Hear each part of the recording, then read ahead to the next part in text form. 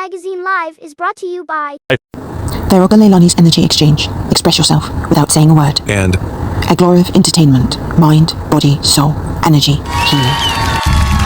You made it. Welcome back to Aglorev Magazine Live, your reliable source for assistance with navigating the 3D. I have some more astrological guidance and insight for you.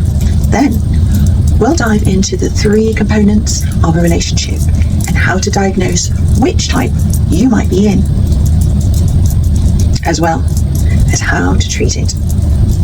Bachelor in Paradise is getting tricky as it nears its finale, still harbouring enormous secrets. Love Island UK is also coming to its final week with no healthy connections. Big Brother USA is starting to fulfill my predictions and another fun film recommendation for date night. And hopefully you stay for my personal pleasure in making you laugh. Please don't deny me my pleasure. no. It's retrograde season. Be sure to take the time to ground yourself. If you have things that you've been putting off, procrastinating on, this may be exactly what you need right now. Because with Mars moving into Libra midweek and the Aquarius full moon on the weekend, there's going to be a lot of movement and momentum, and energy and action, especially mentally. So if you're feeling anxious, scattered, or just nervous and agitated, check your boundaries and ground yourself. And if you want to know how this upcoming full moon is going to be affecting you personally, you can contact me through my site. Now, important date, August 8th. This day is important for whatever storyline that has been playing out in your life between March 2023 to January 2025. The North Node and the South Node are in Aries and in Libra, and all of the eclipses that were encountered throughout those 2 years were in Aries and Libra, meaning the most pivotal change that we experienced within that time frame were in the Aries and Libra areas of your birth chart. Now, on August 8th, we are going to have Mars in the sign of its detriment, Libra, and then will form an exact opposition to Saturn in its sign of fall, Aries, meaning this can be an uncomfortable alignment. However, oppositions always bring clarity. So there'll be something we're going to get clarity on. That may feel uncomfortable, but it's a positive direction for the progression of whatever that storyline of March 2023 to January 2025 brought us. View this as confirmation that we're over and done with that storyline. But there's still progress to be made, and we can't neglect this area of our life. Now, on August 9th, there's a full moon in Aquarius, and it's bringing a load of different prophecies about what Scorpio season this year will look like. Scorpio season is normally a very transformative time. There's a big death and rebirth. If you have any Scorpio placements or are Scorpio heavy in your birth chart, it'll impact you more. This is going to be our first Scorpio season where we have Pluto in Aquarius for its entirety. So if you're wondering what it'll look like for you or what to expect, the full moon on August 9th is going to bring up a lot of different revelations. And whilst you're experiencing these moments, pay attention, take note, because once we get into Scorpio season, Pluto is going to be direct. This starts on August 14th. Right now, Pluto is retrograde, and one thing about Pluto, and also about retrogrades, is that they are binding. With Pluto, you have to see things through. That's part of Pluto's deal with us. Now with retrogrades, whatever happens during a retrograde stays in retrograde, binds up our experience for when the planet goes direct. So the reconsideration period is not for nothing. We're reconsidering what worked, what didn't work, so that we understand when we start to go forward again. What are the rules? What's the order? What's the structure? What are we focused on? So during a retrograde, we unbind what's done and then rebind up so that we don't have to think about it whilst the planet's direct. Now, because Pluto is retrograde in Aquarius right now, this full moon is going to illuminate a lot of those redirections. What have I been doing? What have I been thinking? What has been working for me since Pluto has been stationed in Aquarius since November of 2024 for the final time? And now that we're in this energy, because this is the first retrograde in Aquarius, where we're not going back to Capricorn, thankfully, because this means we're finally here. We've arrived. We made it. And it's been a bit turbulent, but we are here. So once we get into Scorpio season, the death and rebirth are going to be different this year. And the transformation process itself is going to be different as well as what we're focused on, bringing to death and bringing into life. And the full moon, August 9th, is going to give us the big picture of what that might look like. So stay focused. And if you'd like assistance with understanding how these energies affect you specifically, contact me through my site. Like hunger, thirst, sleep, and physical intercourse, love is an essential for human survival. It can often feel so primal and mysterious that it may be hard for some of us to define. For thousands of years, we've tried to understand how love works by studying it and writing about it in songs and poetry. We've seen love play out so many times in movies and teleshows that we find ourselves time and time again rooting for our favourite couples and wishing to live out our own wildest dreams. But if love has the ability to inspire entire nations to act in its name, after all, Helen of Troy was said to launch 1,000 ships based on her beauty alone. Can we ever hope to understand the breadth and depth of true love and all of its qualities? There are a number of theories that categorize the kinds of love we experience in our lives. Relationships are fundamentally based on 3 key components that function as the 3 points of a relationship triangle: intimacy, passion, and commitment. Intimacy is based on an emotional bond and a feeling of closeness and comfort. Passion includes sexual and physical attraction and that feeling of romance. Commitment is the decision or choice to love another person and the efforts that someone is willing to do to maintain that relationship. Attraction is more like a magnetic force. There are 8 kinds of love that can occur based on varying levels of each key component. Each kind of love is different enough that you might find yourself maintaining relationships in several categories.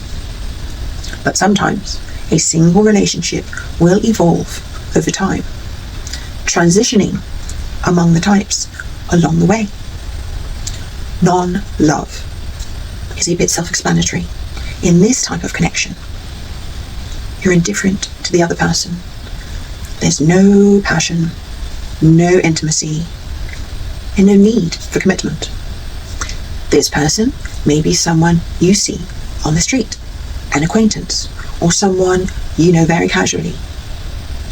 Liking is a type of love that is the basis for most friendships. In this category, you're high on intimacy, but there's no passion or commitment. In this type of love, you're more focused on the real close bond that you share with someone else. So you strengthen that bond over similar qualities, interests, and characteristics. Infatuation is the height of passion, but without intimacy or commitment. This is what most people think of when they have a crush or experience love at first sight. You may not know someone on a deep level, but you experience real physical changes, like the feeling of butterflies in your stomach, or a sense of anxiousness, or a flash of desire. Whenever you see or think about the person you're attracted to. A lot of relationships start out that way, and then they turn into something more romantic. Empty love is when you're experiencing high levels of commitment, but you're without passion or intimacy. Sometimes this can be a starting point in an arranged marriage, or couples find themselves experiencing this type of love if they stay together for their children, or are not financially stable enough to leave a relationship. Unfortunately, empty love can feel like a really difficult place for people because they think that they're stuck. They want to build more intimacy or passion because it was there initially. Romantic love may encompass a few kinds of relationships: high in passion, high in intimacy, but without commitment. You may fall into this type if you're dating someone, but you're not quite exclusive. Friends with benefits fall into this category, especially if you've known someone for a while and have a close bond. Perhaps they've been hurt in the past, or maybe they're divorced and afraid of recommitting, or they feel the spark but they're unsure if this is someone they want to commit to. Companionship love is an elevated form of liking. Maybe you've been friends for years, or you're best friends who rely on each other through everything, with high levels of intimacy and commitment, but no passion. These are some of the deepest bonds that can often lead to a lifetime of connection. Fatuous love. It burns bright and fast, high in passion and commitment, but without intimacy. This is a swift-moving relationship that evolves from one stage to the next quite quickly. Maybe you're comfortable moving in or getting married much sooner than most. Sexual attraction is a huge driver for this kind of relationship. But perhaps you don't know each other on a deep level than in other relationships. You feel a lot of sparks towards this person and you're committed. But all of a sudden, you might start to realize that there's no emotional connection. It's hard to get out of this relationship because you've already tied yourself in. And when some relationships burn too bright, too fast, they may burn out quickly and they may result in someone getting ghosted. Consummate love is the kind of love that's top tier. The one that all the movies, books, and songs try to capture. All relationships should try to achieve this type of love, but this is the most difficult love to achieve, as it requires a perfect balance of high levels of intimacy, passion, and commitment. This is the gold standard of relationships.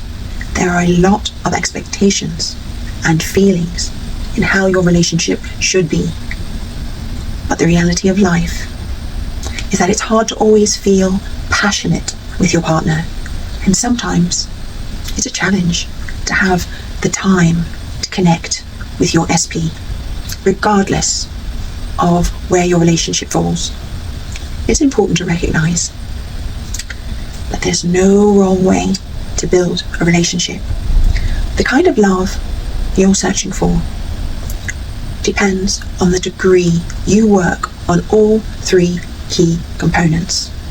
Relationships that are based on a single element are less likely to survive than ones based on two or more aspects. It's helpful to know which pieces are missing or which pieces you want to build up to in your relationship. So how long does it take for someone to fall in love? For some, it takes a second, and for others, it could take years. If someone has had more positive experiences and knows exactly what they want, love can happen more quickly than someone who might have had experiences with heartbreak or trauma. But it also depends on how you're defining love and the strength of your connection, your history, and the strength of your physical reactions can dictate how quickly you fall in love. Some people call the first initial state of infatuation love, and other people move toward the last stage of attachment, and that's when they put the label of love on it. Attraction comes at you fast. It takes just 1/5 of a second for someone to know if they're attracted to someone else. That heady rush of dopamine brings on a flush of feelings, notably butterflies, intense longing and fixation. In fact, some narrow biological studies indicate areas of the brain becoming increasingly more excited when someone sees the face of the person they love or are attracted to. Love starts in the brain, not in the heart. When people report being in love, they have a tsunami of activity in the brain. Often, we're attracted to someone that feels familiar. So, if you happen to have a type, there's probably a reason for that. There is a lot happening unconsciously when you feel a pull towards someone, and it's usually because they're familiar in some way, whether it's their mannerisms, their demeanour, or their presentation of the world. However, short-lived this first initial stage of love may be, there's a certain level of excitement and drive associated with it to kickstart the rest of your relationship, should it go any further. The love at first sight stage of falling in love is about attraction. The second stage is about removing those rose-coloured glasses and really seeing the person you're attracted to. It's normal to superimpose expectations on and desires onto the person that we're attracted to, in an effort to fit the mould for the theatrical romance we've always dreamed about. But that often means we've overlooked red flags in the second stage. There's some disillusionment.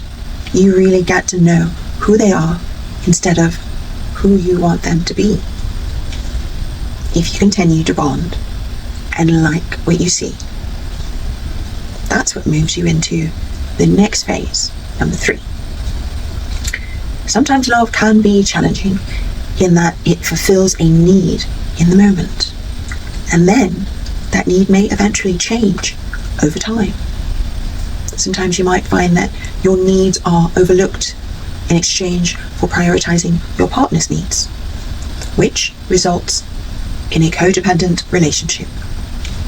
But the biggest takeaway is, if someone doesn't love you on the same level you love them,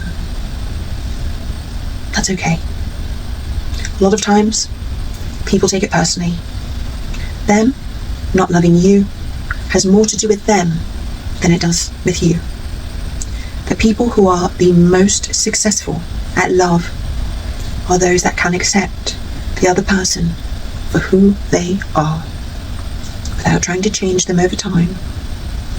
Your dopamine levels tend to drop off, so that thrill of love and all the adrenaline you feel during that initial attraction starts to settle down as you further solidify your connection with your partner and create an attachment to them. Your brain increases its levels of oxytocin and vasopressin, which help maintain that bonding feeling you have for longer periods. Those feelings of lust and the wild excitement of attraction mellows and turns into feelings of connection. It goes from fireworks to feeling like you care about that person's needs and you're interested in their future and you invest in them. Once you're attracted to someone, they play a pretty significant role in your life. Even when you are participating in the smallest, mundane, everyday activities, you tend to grow together and partner up. It's your team against the world. And if at some point that attachment deteriorates and you end up growing apart from one another, you're forever changed by it. When people talk about people from their past that they've loved, they've been changed by it in some way. They can never be undone. They still play a role in your memory, and those experiences change what love means to you. With all the physical changes that come with falling in love, and all that added pressure of expectations versus reality, it can seem a bit daunting when trying to figure out how to strengthen relationships and maintain them in a honeymoon phase. If you're looking to start with simple solutions, the 5 love languages, a concept created by Arthur Gary Chapman in 1992, is a simple way to communicate the very important concept that there are various ways to feel in love. The idea poses that there are 5 main love languages in which we express love and want to be loved. And whilst you may find more meaningful experiences by expressing one of these languages, your partner may find more meaning in others. The key here is identifying how you want to be loved, but also finding ways to love your partner through these 5 areas. Words of affirmation, telling your partner what you love about them. Small acts of praise or giving them compliments. Small ways, these are just small ways to express this love language, but it doesn't have to stop at words. You can send a thoughtful card, email, or a text, or share a meaningful memory, photo, meme, or social media post to drive this one home. Acts of service. This love language is about picking up responsibility in small and meaningful ways. Perhaps your partner doesn't like doing a certain chore, so you pick that up for them. Or it could be as simple as cooking them breakfast, bringing them a cup of coffee or tea, offering to run errands when they're short of time or feeling sick. Love is a verb. Do one thing each day to make your partner feel special. Quality time. If your partner loves new experiences and date night ideas, this might be the area to focus on. The key here is to give your partner your undivided attention. Go on a walk, watch a movie, or pick up a hobby together. Whatever you decide to do, it's important to do it fully and with your partner's focus front and center. You can do acts of service whilst spending time together. When your partner is talking, put down your phone and really take in what they're saying.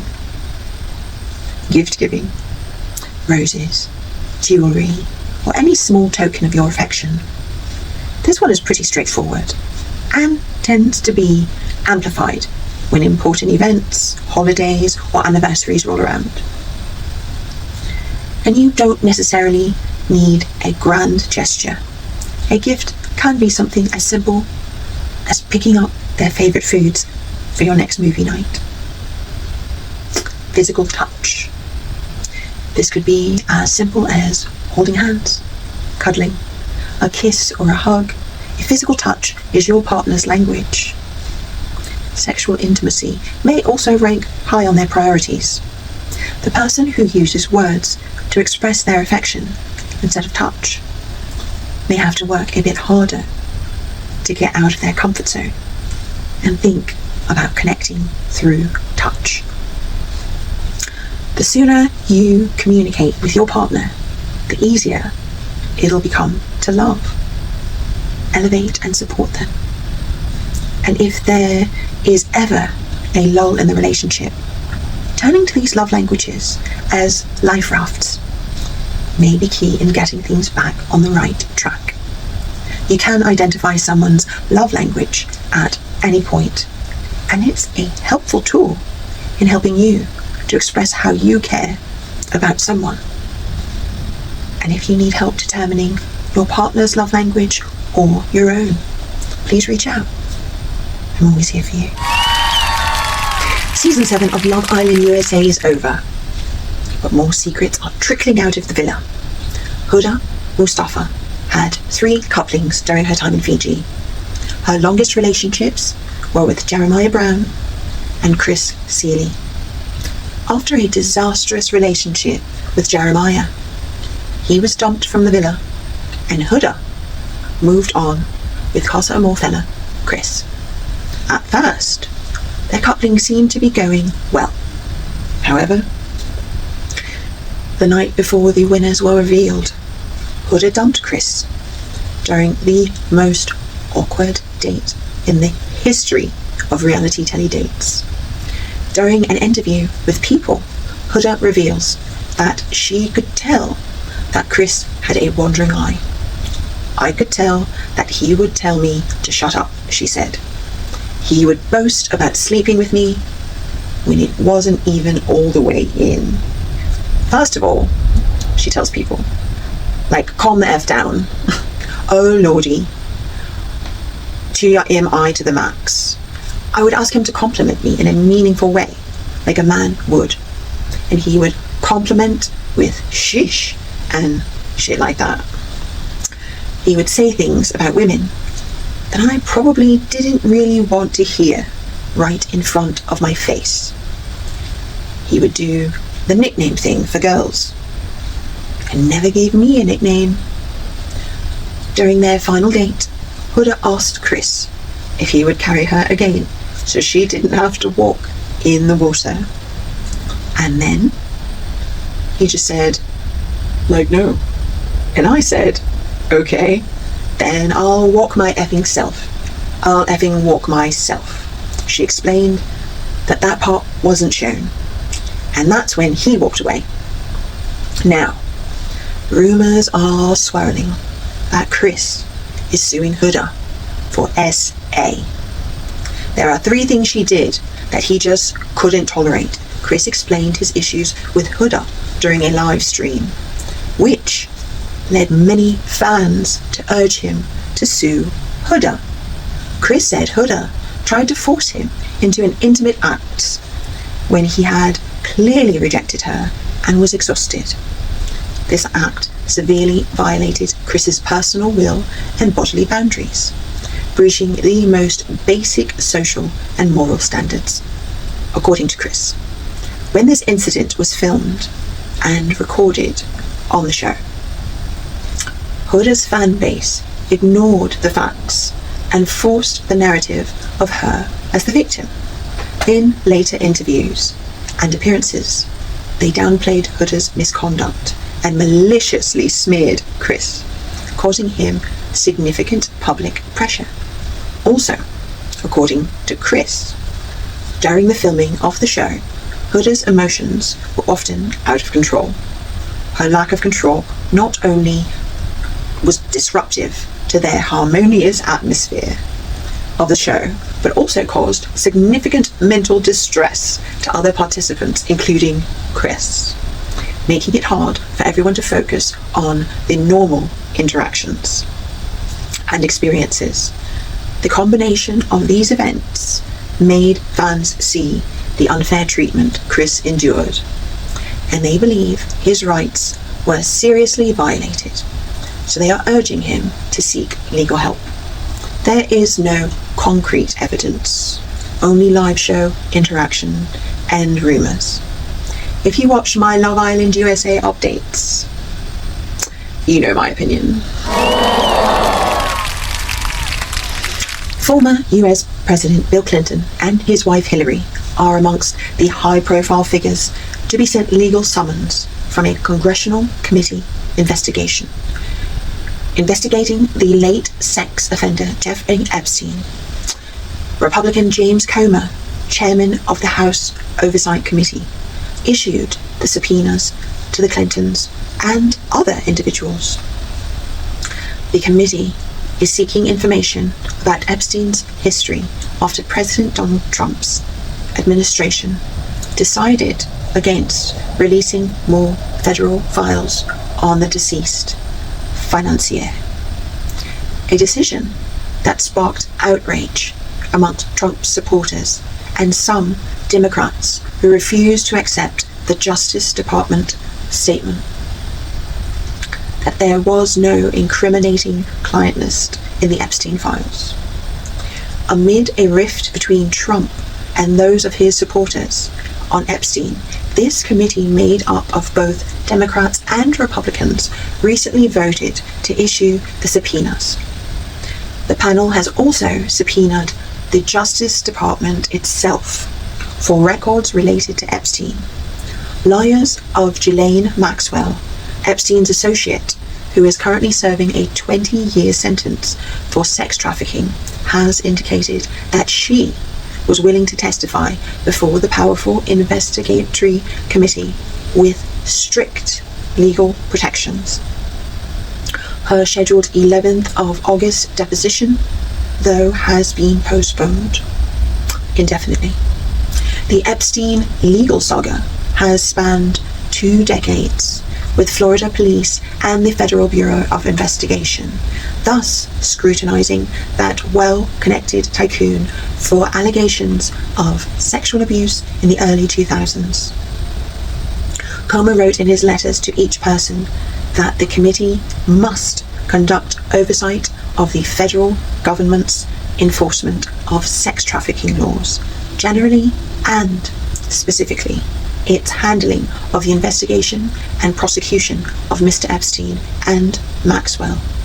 He also indicated that the deposition will start this month and run through the autumn, with Bill Clinton scheduled for 14th of October.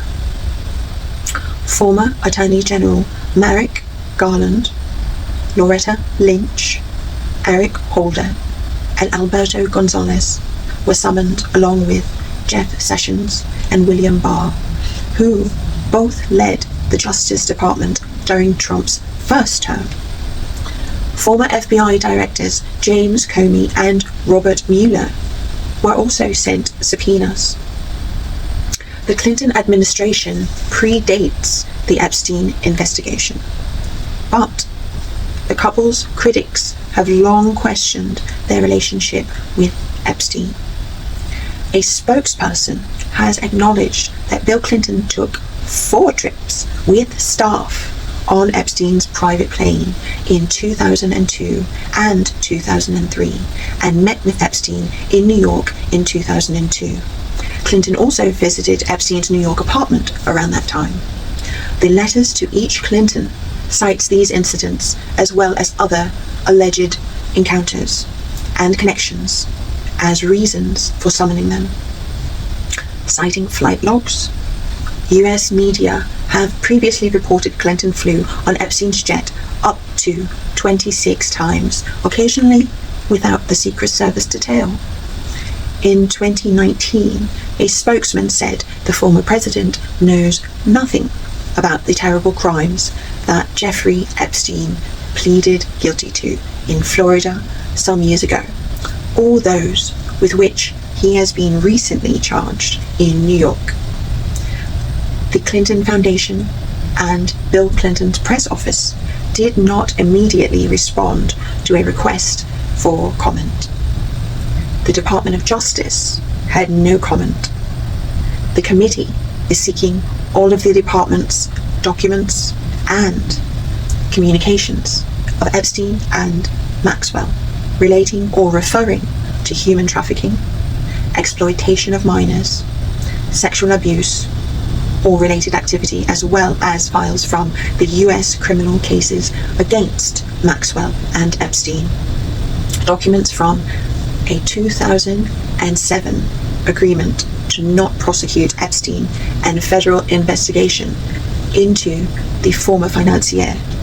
It is not immediately clear if individuals named by Comer will appear before the committee, and if they do, whether they will be testifying publicly.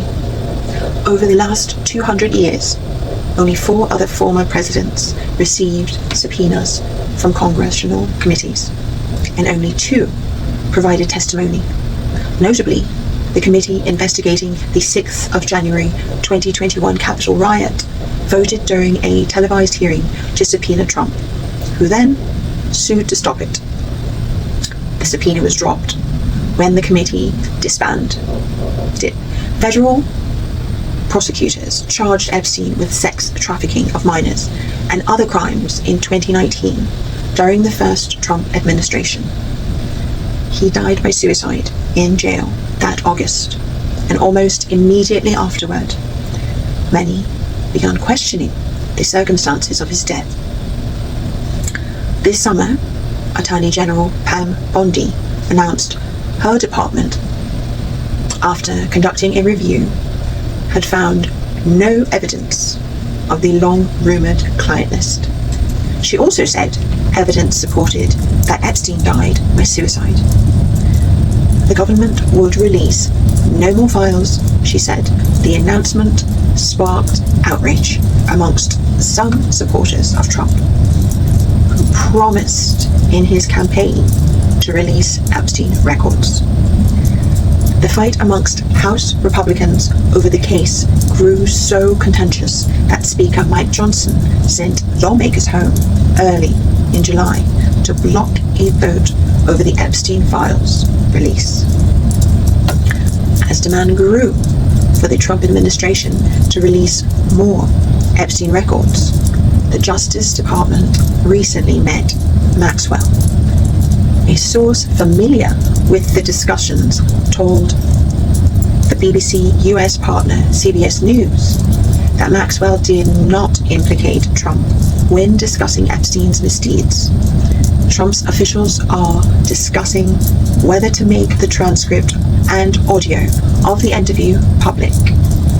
The source told CBS the Justice Department is currently seeking to release grand jury transcripts from a case on Tuesday. Maxwell's lawyer said she opposed the release of the transcripts. Jeffrey Epstein is deceased. Ghislaine Maxwell is not. Maxwell's lawyers wrote in a filing, whatever interest the public may have on Epstein, that interest cannot justify a broad intrusion into grand jury secrecy.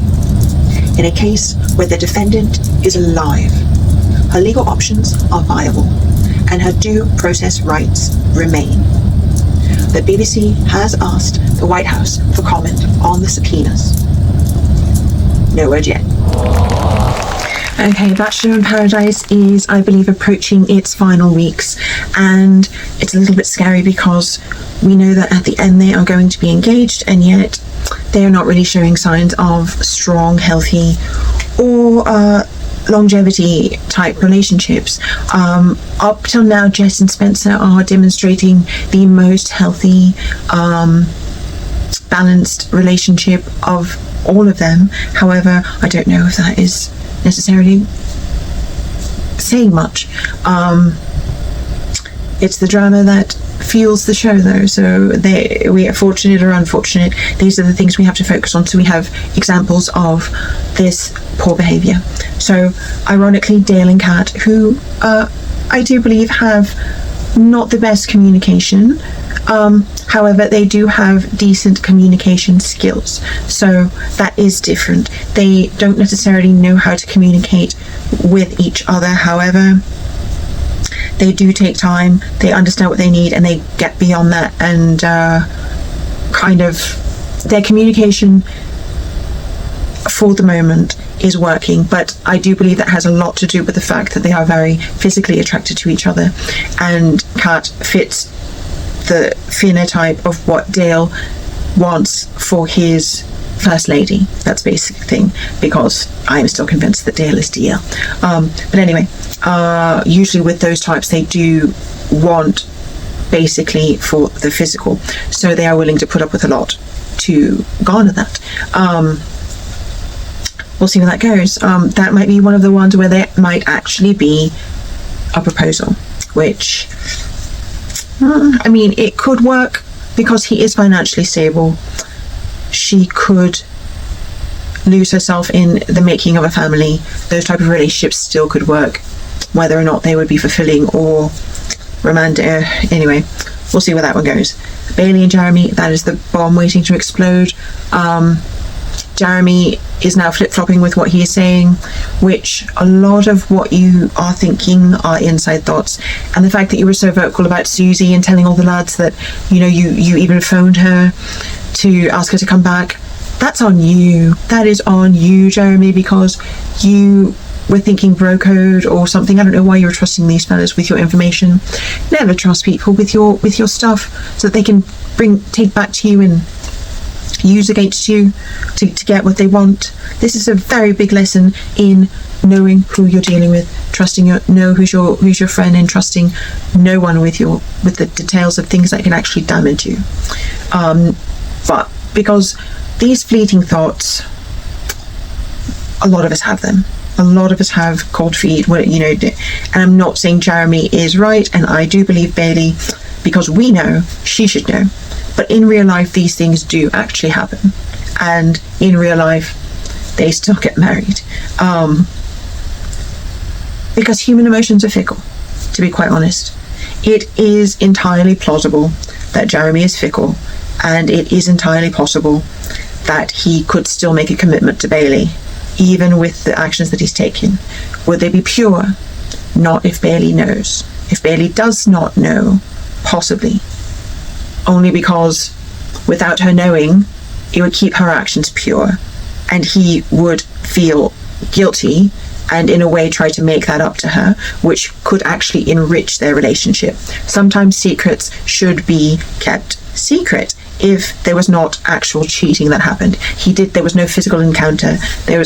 You could argue that there was a slight emotional cheating, but it was one phone call. She turned it down, and more than likely he will not continue to solicit his affections. There is a very, very, very, very, very tricky grey area with that. But the fact that Jeremy did not physically cheat, and it wasn't 100% emotional cheating either.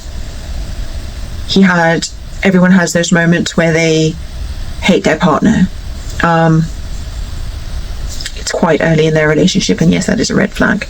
However, I'm saying it is not 100% certain that could not work in the future if it grew without the knowledge.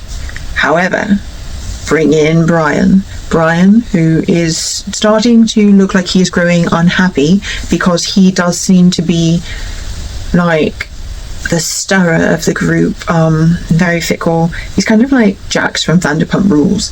He is a little bit of a player, a little bit of a stirrer, kind of takes what he can, runs with it, and then makes things go his way. I don't know. He hasn't really grown on me, and we'll see if I don't see him making commitment. He may shock us for publicity or maybe for his career to get some followers or whatever, but in an authentic real life world, I don't believe he has the commitment. He is an F-boy. But he does like women. I will give him that. He does like women. Alex and Andrew are still in there, which is, they are quiet. I don't know if I 100% believe that, but they haven't really shown red flags. Then we have Jonathan. What have you done, Jonathan? Jonathan, we will see if perhaps feelings of platonic friendship will evolve into romantic ones for him, and because I don't believe there are any more options, I hope he's not there just for a holiday. But his lackadaisical behaviour, if it were in a romantic relationship, would be a red flag. But there is a very big grey area there as well, because he is, from his perspective, in a friendship couple. We will see if that sustains itself. But the only one I can see that could possibly, actually, to be quite honest, Dale will probably propose to Kat, but I don't believe that. I believe that she should find someone else. Jeremy, out of desperation, if it does not, 50-50 with Jeremy. Brian would do it for drama or to get ratings or more publicity, but it would not be authentic. And Alex and Andrew, they are the wild cards because we don't know much about them, and I don't 100% feel that connection. But anyway, we will see what happens. The Goldens, I'll briefly go over them because it broke my heart a little bit that the game is the reason why we had them evicted.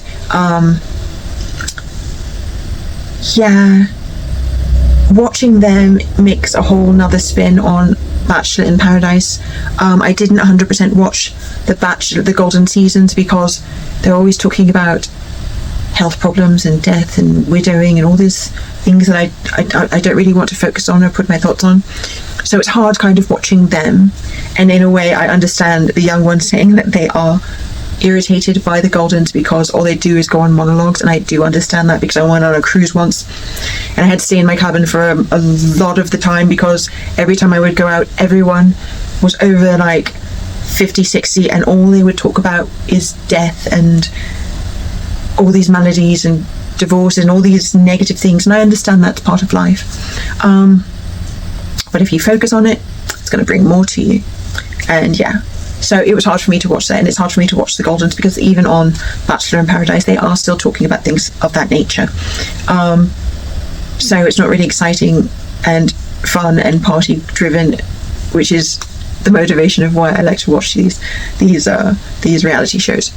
But they do deserve a chance. Whether they should mix them, only if they were going to have age-ranged relationships. That would have been interesting. That would have been cool. If they were interested and open to blending, they should have a separate show where they do have the blended ones. But I don't know, they maybe want to next time keep the two separate, but we'll see. I don't know. I mean, it's not awful, but it's not the best. But we will see who proposes. My guess is Dale and Kat are 80% yes. Brian and Parisa are 60% yes, surprisingly. Jeremy and Bailey, I would give 45%. And Alex and Andrew, I would give a question mark. But Jonathan, I'd give a 5%. 5%, maybe even 1 minus. Anyway, but we'll see. Hopefully things work out, and hopefully, I won't say they prove me wrong, but hopefully everything goes for the best for everyone involved and they all get what is serving their higher self, their higher purpose, the best. But it will be exciting to see what happens. Love Island UK is reaching its final week, with the irony that Connor and Meg seem to be the healthiest relationship. Let's unpack. Meg has only been back for maybe less than a week, and already her being back, and even though they only had a few days before she left, they seem to be the healthiest relationship in the villa and the strongest. We still have Meg and Dejan together. The families came in, they got to meet each other, they were able to say their piece. Dejan is actually upset about some of the feedback that he received, because he has been very calculated and he has been trying to shape and steer the impressions that he's been given, and he has realized that it is not quite working the way he wants, and he is bothered by that. He feels that he had the game plan for making it to the finale and winning the show, and based on his actions, how he's moved in the villa, the steps that he's taken relationship wise, he has put on that facade of the perfect relationship of what could win the show. He gave just enough drama, he gave some flirty temptations, but he always came back to Meg, and they were there from day one. He knew that was the recipe, he knew that was the formula. Then he closed it off, then he called her his girlfriend, then he said I love you. I am not saying that these are not natural progressions and these are not his natural emotions, but the energy that I get from him, that his actions, and from what I've already told you, he has a harem mentality. I don't 100% know if he and Meg would work in the outside world, not necessarily for their incompatibility, but because of his behavior, his mentality, and his options once he leaves the villa. He will possibly put her in that top spot, but if he cannot hide his actions without the cameras being around, yeah, we already know where that's going to go. He does have those tendencies coming out in him that looks like he would be that type. I'm not saying he would be, but that is what is showing, and from the comments of those in the villa, it seems that he does have those proclivities as well, and as they said, gotten away with it. We will see how things go towards the finale. It is possible that they may, if the islanders have a chance to evict a couple, which usually they do going up towards the finale, they may choose to get rid of them because they are the strongest couple. Now, ironically enough, like I said, Connor and Megan are the healthiest example, the strongest example. Connor had no choice but to try to swim when she was gone, so that is his reasoning for why he did fancy Sakura. We'll see where that goes. We don't have as much input on them, but they are showing signs of being the best, most stable and healthiest relationship in the villa, ironically enough. Then we go to Shakira and Harry, which she has backslid twice.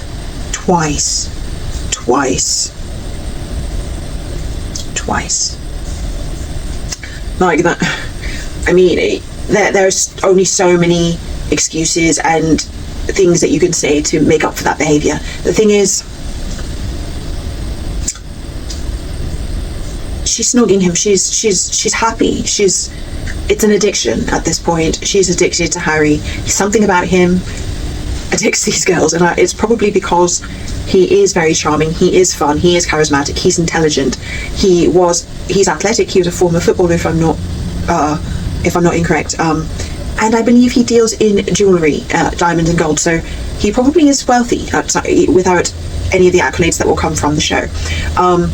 So he probably has that confidence and charm, and them knowing this about him probably makes him seem more attractive and more willing to put up with his mess.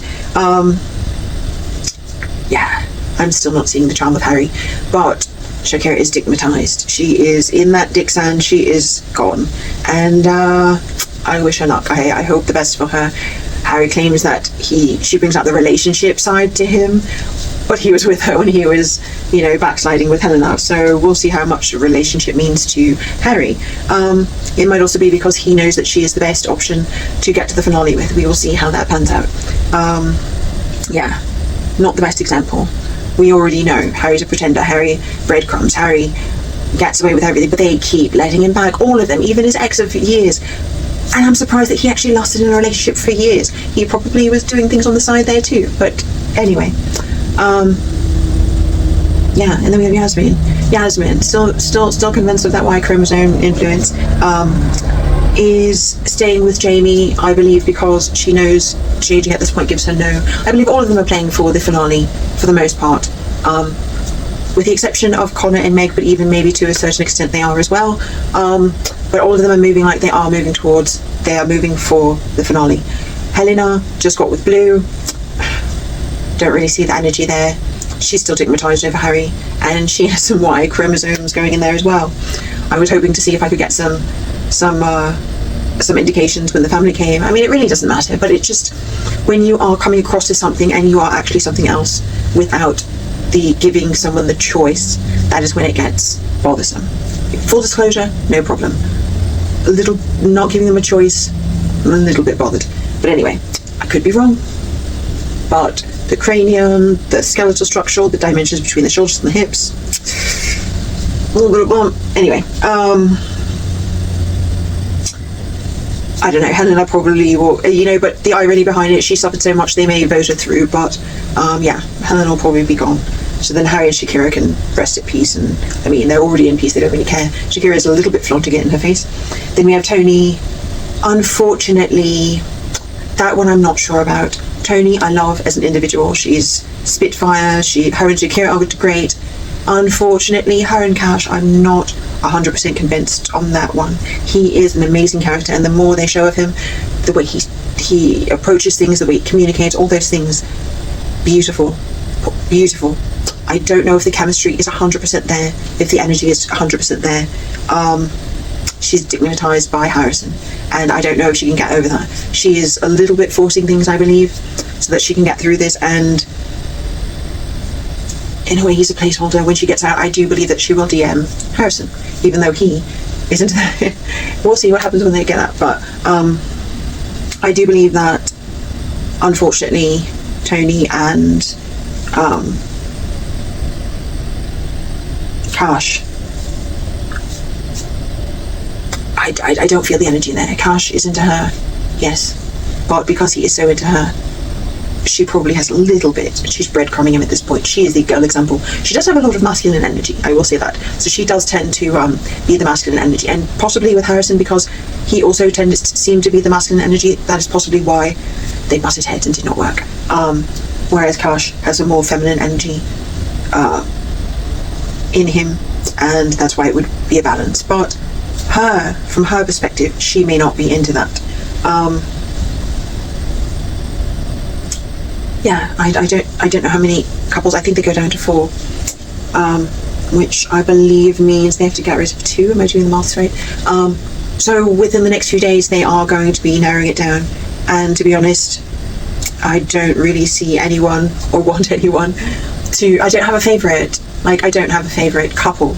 I like individuals as a couple. I don't know. Even Meg and Dijon, because they are so calculated, because I don't 100% believe. Like, it's, yeah. I mean, it's a game. It's a reality show. But that is why I am here to help you navigate the fact that these are not things to bring into your life. These are not character traits and relationship dynamics that you should be putting up with or even seek. Now, they are fun to watch, yes, but keep it there.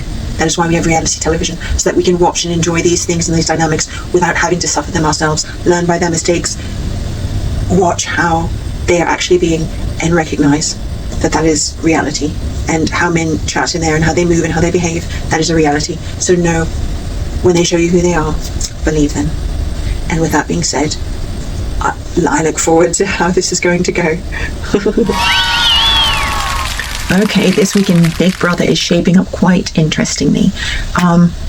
So what I predicted actually kind of happened. We had Lauren and Zach of the same caliber. Then we had Vince and Kelly of the same caliber, who were very close in the beginning.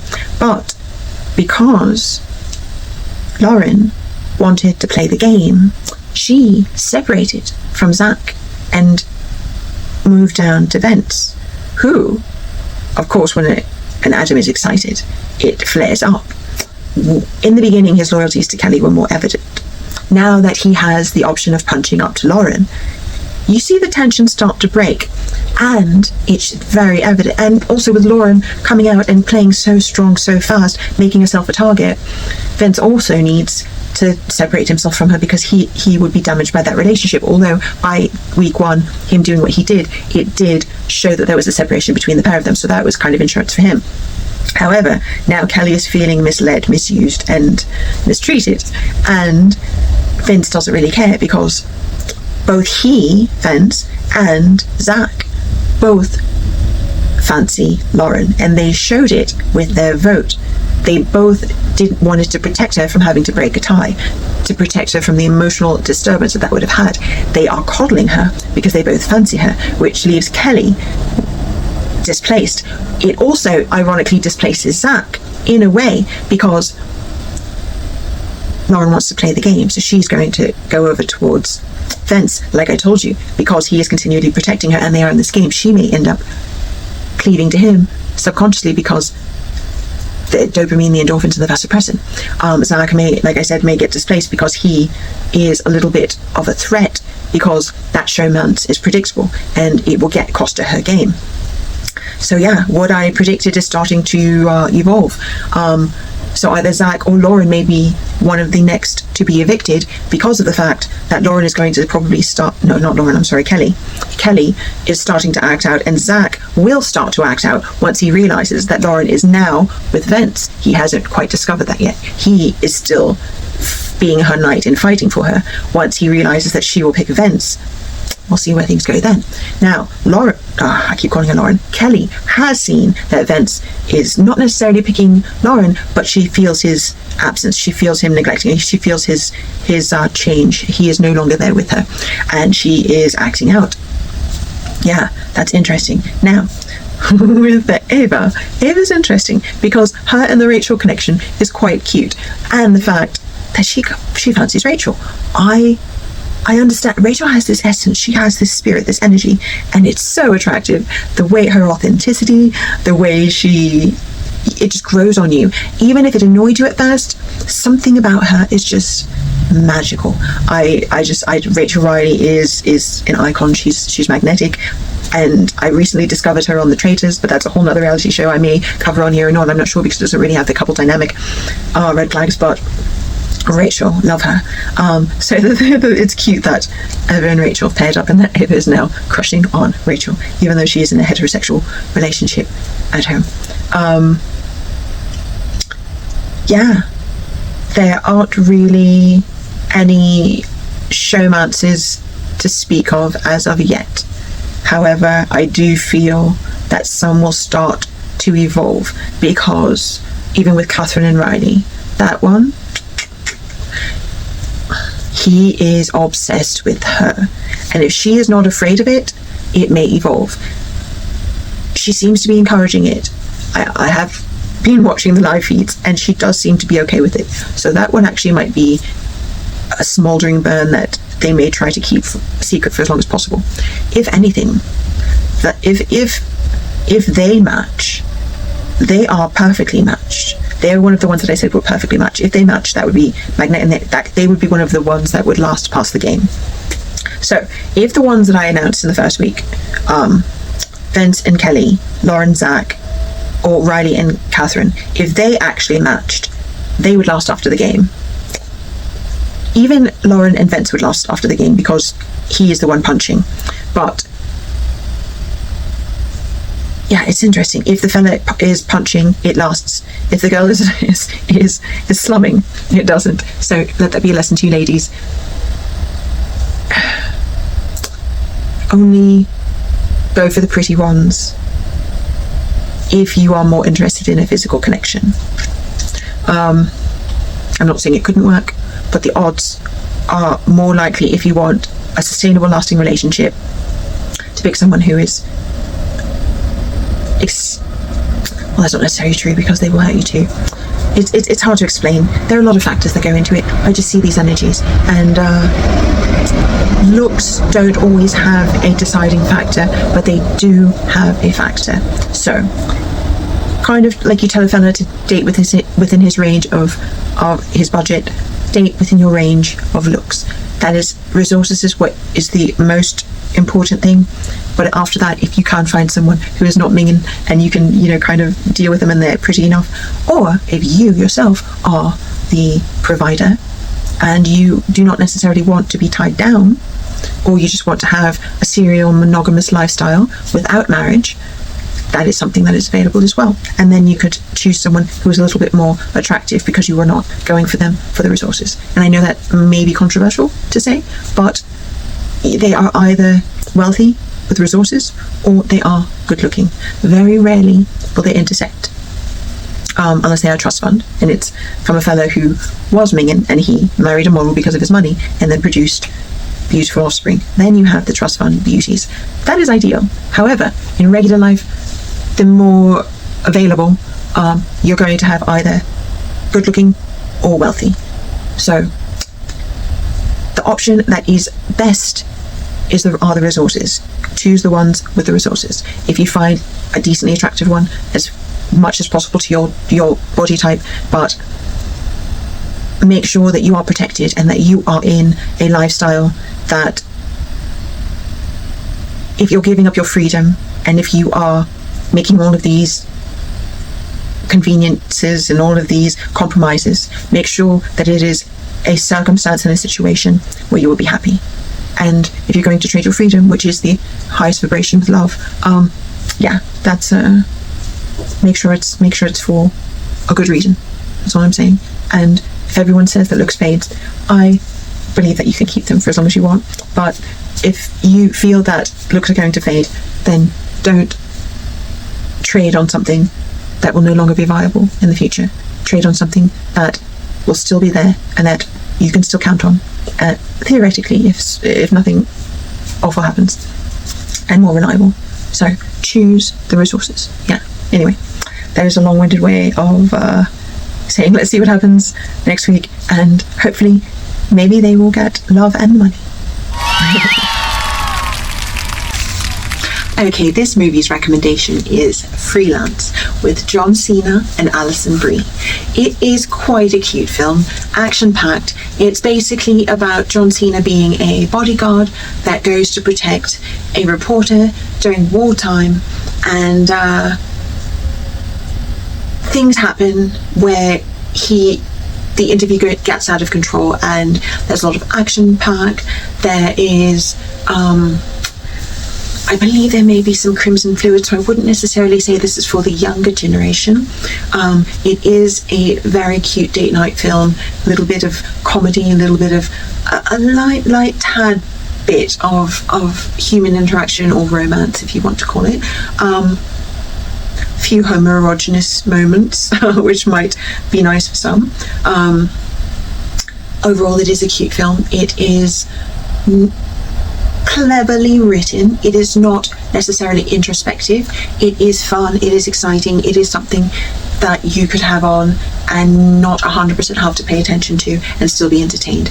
I would give it maybe a 4 out of 5. I do find that John Cena, his films are incredibly entertaining. He is incredibly comedic, great action, not bad to look at. And yeah, he can really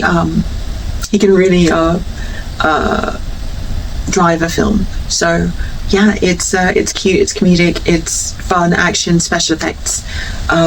Yeah, Freelance. I believe it's only on Netflix, I'm not sure, but yeah, check it out. Now let's keep that beautiful energy and welcome Virolga Leilani to the stage. Having my name allows me to have celebrity-like experiences, but in the worst way possible. If people have heard my name before meeting me, I become an object without feelings. And people will save up their stories until they meet me. They'll find me at parties. No way! Are you there, Olga? And pronounce my name perfectly. You're seeing Eddie, right? He sleeps with men. No way! And I'm left wondering if that was a warning or a flex. One time I showed up at my colleague's house. The first thing his wife says is, "Oh, you're there, Olga. Trevor talks about you all the time."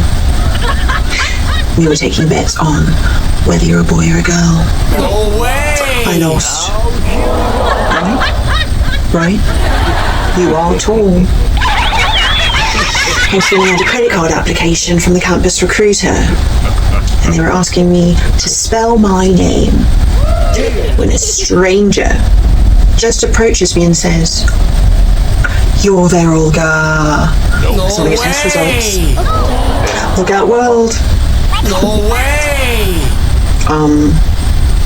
Okay, so am I expecting, contagious, or got a good grade? I was at 99 times they ruled out one thing. No way! Once, I was held hostage at a party by a girl that blamed me for all of the problems she was having in her current relationship with my ex.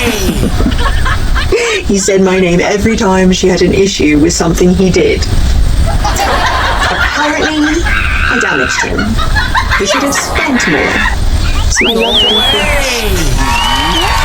And then, the place I feel most comfortable, the phone, No became no way! longer safe. I phoned for an insurance quote, and they were asking me my physical measurements. When I said I was 5'11", 38, 26, 36, they paused. I said, I don't know if I believe you.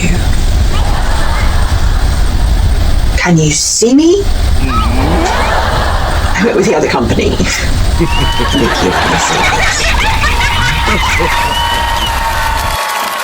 And check out the latest from Aglorev Entertainment for all of your level up needs.